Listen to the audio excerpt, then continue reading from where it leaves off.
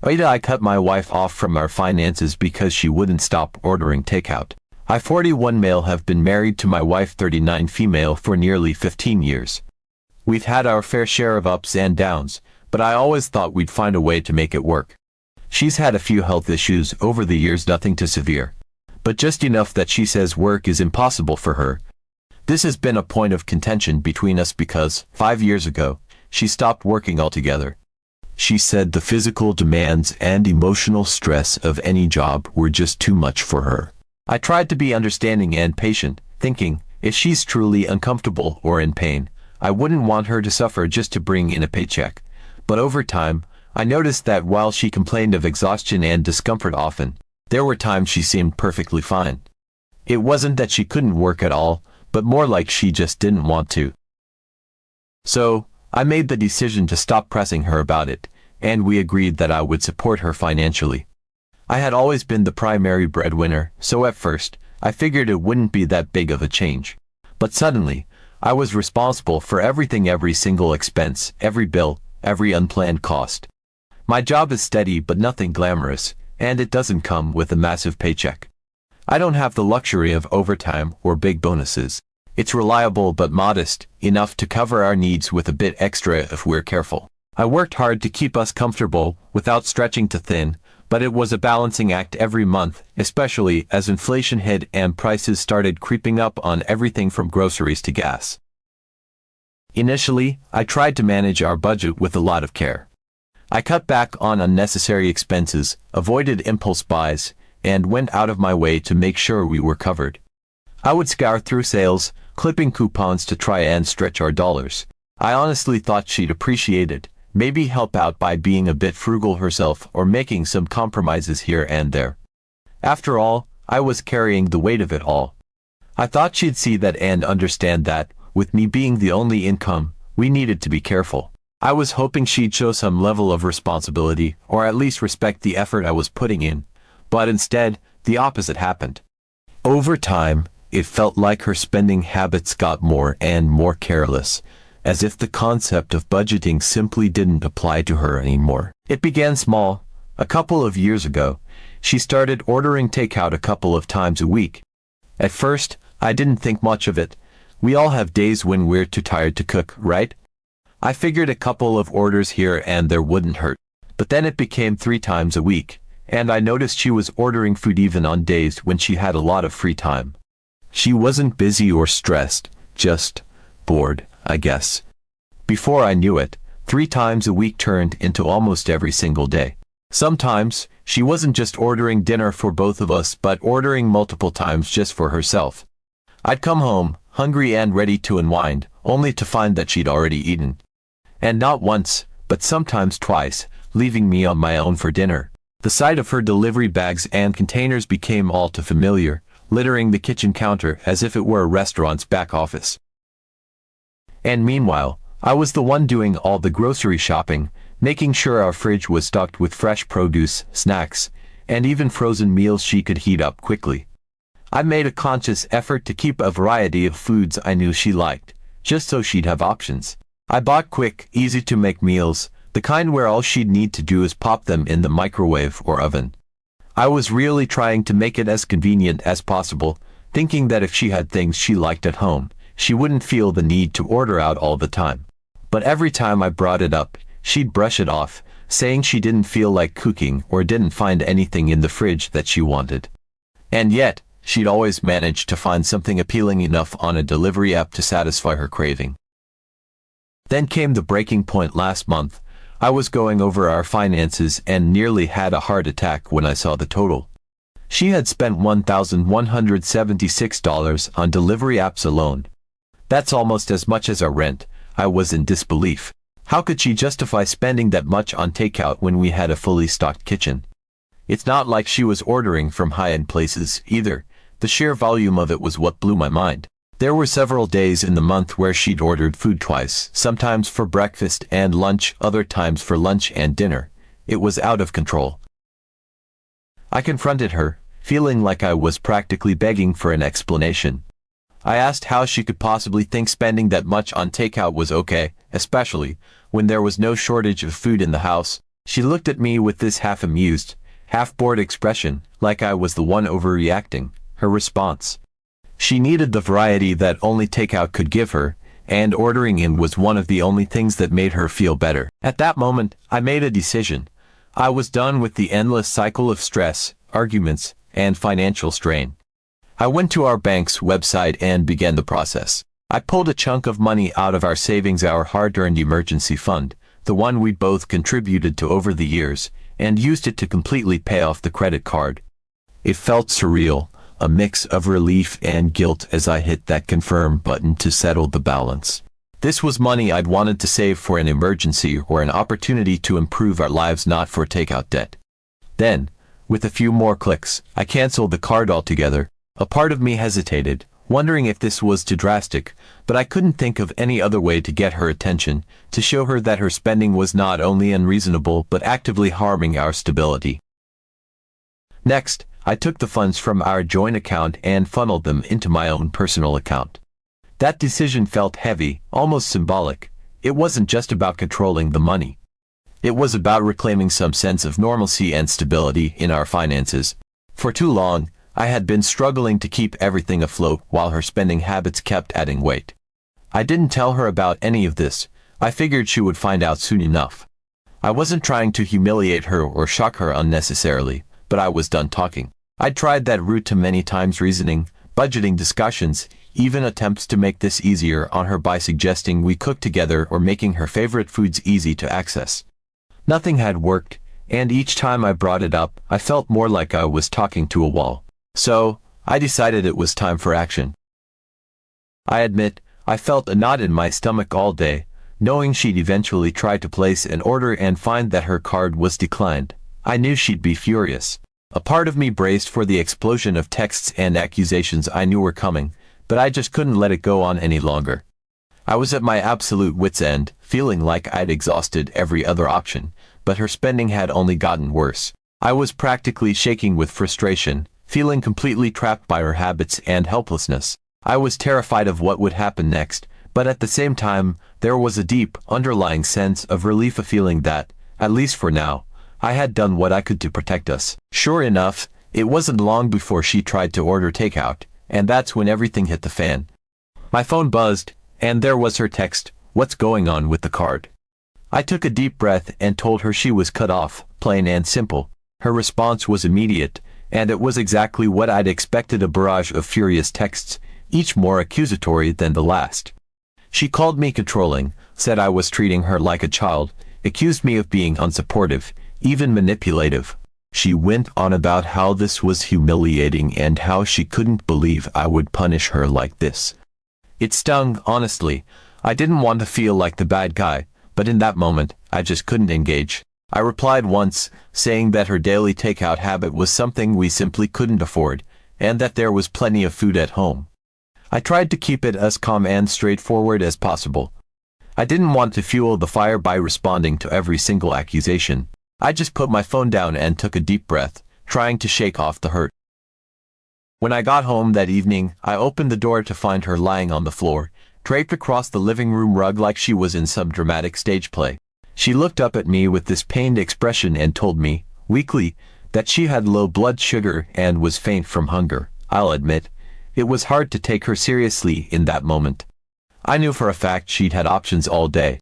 I pointed out the fridge, the freezer, the pantry, all full of food she could have easily made or microwaved if she really needed to eat. But she just glared at me, her expression a mix of anger and hurt, as if I had somehow betrayed her. As I looked around, something else caught my eye. She had actually taken out the garbage, a task she rarely, if ever, did. I knew the outdoor bin was a mystery to her because she almost never bothered with it. That alone was suspicious, and I couldn't help but wonder if she'd already eaten something earlier in the day and tossed the evidence. Maybe she was trying to bolster her story, trying to convince me that she had truly suffered all day without a meal. But honestly, I was too tired to deal with that. The thought of digging through the trash to confirm my suspicions was exhausting. All I wanted was a quiet night to recover from the mental strain of the day. The rest of the weekend was a nightmare. She barely spoke to me, and when she did, it was to tell me how hurt she was by my betrayal. She accused me of treating her like a child and said she couldn't believe I would humiliate her this way. She even suggested that I was being abusive by controlling her access to funds. I reminded her that we're a single-income household and that her spending had become unsustainable. I told her I didn't mind supporting her financially, but this was about basic survival. She just wouldn't hear it. I don't know what else to do. She's acting as if I've taken away her most basic need, even though I've literally stocked the house with enough food for weeks. I thought this would be a wake-up call for her to take some responsibility, but now I'm worried it might end up tearing us apart. I feel like I'm the only one putting effort into making our life work, and instead of gratitude or understanding, I'm getting hostility and accusations. I'm at a loss here. Part of me feels guilty for taking such drastic action, but another part of me wonders if I should have done it sooner. Update. 9 days ago, I made a post here about the financial chaos I was facing with my wife's out-of-control spending. The aftermath wasn't pleasant. 4 days after I canceled the card and moved our joint funds, it was like living with a storm that never let up. My wife cycled through every possible emotion, going from fury to self-pity to desperate bargaining, then back to anger again. She accused me of financially abusing her, a phrase she clung to like a shield. I'm not even sure she fully understood what it meant, but it became her go-to accusation. Every time I tried to explain, to point out the grocery stockpile in the kitchen, to remind her why I'd made this choice, she'd interrupt with the same refrain. You're controlling me. You're cutting me off. You're financially abusing me. Over and over, like a broken record, until the words lost all meaning. Then came the tantrums. These weren't just bouts of anger. They were explosive, exhausting spectacles that filled every corner of our home. She'd pace back and forth, hands flailing, her voice rising to a level that I was sure our neighbors could hear. She made a point of standing near the fridge or pantry, almost as if they were props in some twisted performance. She would yell about how starved she was, how she was malnourished because I had the audacity to deny her the option of ordering takeout. I couldn't wrap my head around it. Our kitchen was filled with every type of food she could possibly want. There were fresh vegetables, quick-fix meals, frozen dinners, snacks, even ready-made meals that took no more than a few minutes to microwave. But none of it was good enough, or at least, that's what she claimed. She escalated things by tossing food out of the fridge and pantry, one item at a time, like some bizarre protest. At first, it was just a few things here and there, an apple, a container of yogurt, maybe a packet of deli meat, but soon it became boxes of cereal, bags of frozen veggies, even pre-prepped meals that I had specifically bought so she could have something easy to make.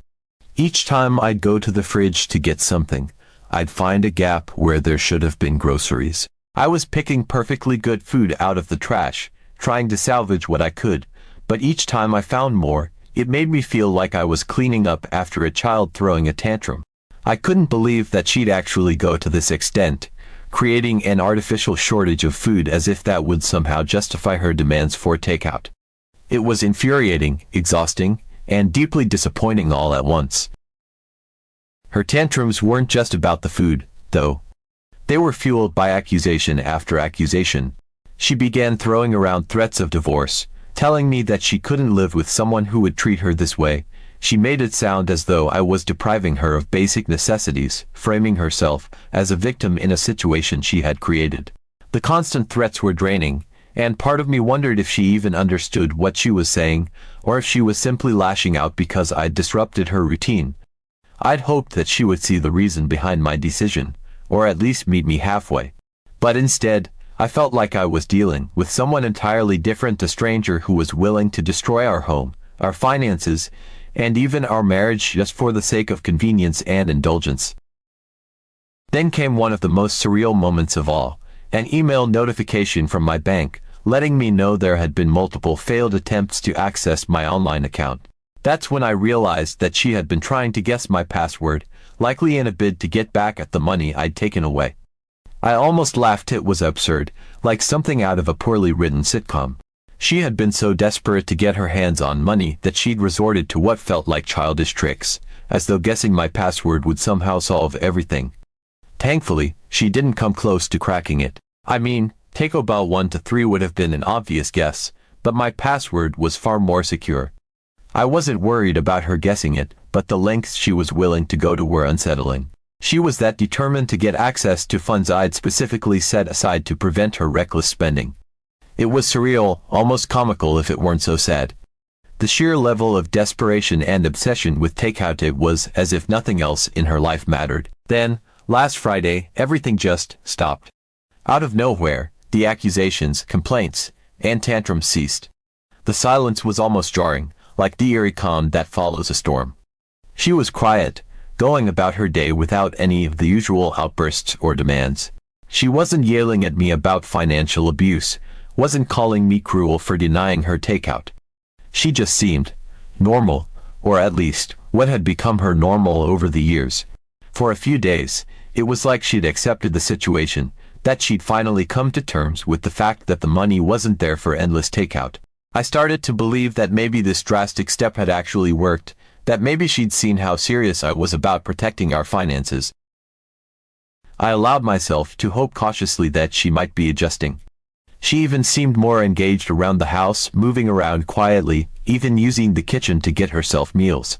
Part of me felt a sense of relief, as though the worst had passed and we might finally be able to settle back into some kind of routine. It felt too good to be true, but I couldn't deny the sense of calm I started to feel. Maybe, just maybe, this drastic step had been the wake-up call she needed to snap out of whatever had driven her to that obsessive spending. And then today rolled around, garbage day. I was going about my usual routine, collecting bags from each room, preparing to take the bin down to the curb. As I lifted the lid, I noticed something odd, a thick, almost overstuffed bag crammed down into the bin. I picked it up, and immediately felt the familiar crinkle of paper bags and wrappers. My stomach sank. I pulled the bag open slightly, and there it was, a half-dozen fast food bags and takeout containers buried inside. There were crumpled bags from burger joints, greasy paper containers from various fast food places, all mixed together like some strange mosaic of indulgence. The sight of it was like a punch to the gut. I thought I'd put an end to this, that the financial barrier would force her to confront the reality of our situation. But here it was, undeniable evidence that she had found a way around it. I felt a mixture of anger, confusion, and disappointment.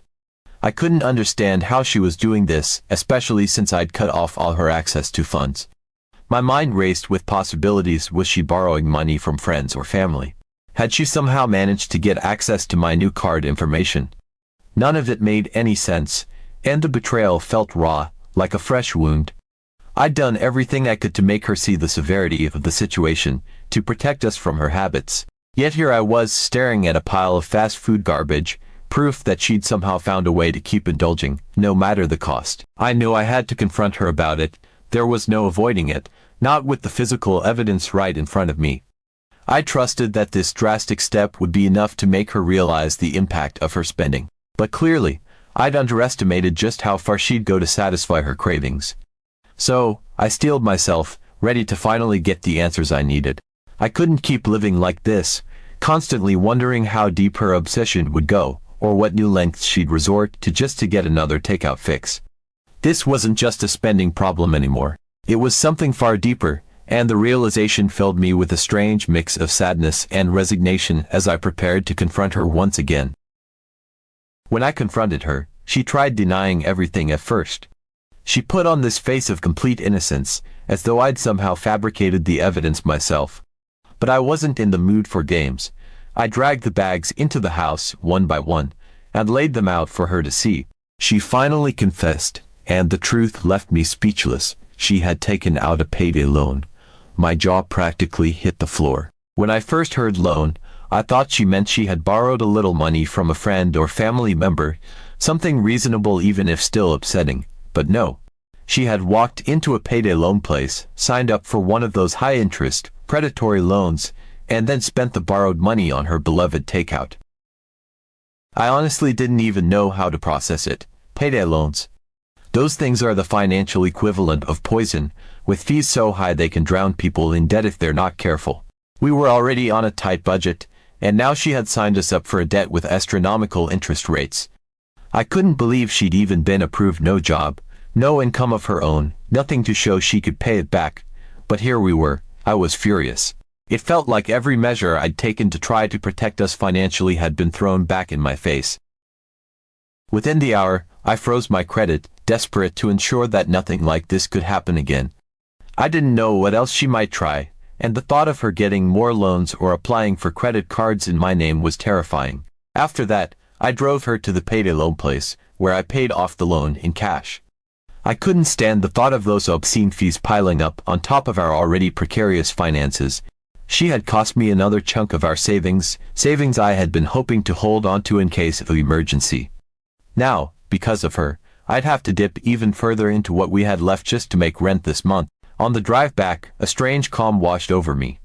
In a way, her move to take out a payday loan to keep her fast food habit going had brought a sort of clarity. Cutting her off from the credit card had worked. At least technically, she wasn't using delivery apps anymore. Instead, she'd taken to physically driving to the fast food places herself and picking up the orders, using the payday loan money to fund this workaround. The realization hit me like a brick. This wasn't just about money, or convenience, or even laziness. She was completely addicted, to the point where she would take out a loan with outrageous fees, $20 for every $100 she borrowed to get her daily fix. She had already racked up $60 in fees alone. All this for some fast food she couldn't live without. By the time we pulled back into the driveway, I knew what I had to do. I told her that this was it, that we were getting divorced. She didn't argue, didn't fight back. She sat there in stunned silence, but I wasn't looking for her approval or reaction at this point. I felt almost numb. It was the end of something I had tried so hard to save, but there was no denying the reality anymore. This wasn't a marriage. It had become a one-sided financial drain, and I couldn't keep sacrificing my own well-being and future for someone who saw me as nothing more than a bank account. As I sat there, watching her process the words, I felt a bizarre sense of relief. The burden of it all started to lift. I wasn't sure what alimony laws were like in our state or what I'd be facing in terms of financial fallout, but it almost didn't matter. I would deal with whatever came next. For too long, I had been drowning, trying to keep everything afloat while her spending habits dragged me deeper. I don't know where she go from here, or how she support herself, but that's no longer my responsibility. I had done everything I could, and now it was time to let go. For years, I had tried to keep this marriage together, sacrificing my own needs and stability along the way. But in the end, her addiction to fast food, her willingness to take out a payday loan just to keep it going, showed me what I meant to her. I was just a means to an end, a way to fund her lifestyle without consequence. Maybe she eventually realized what she's lost, or maybe she'd be perfectly happy living in a cardboard box under a bridge, as long as Uber Eats will deliver there. As for me, I'm finally free.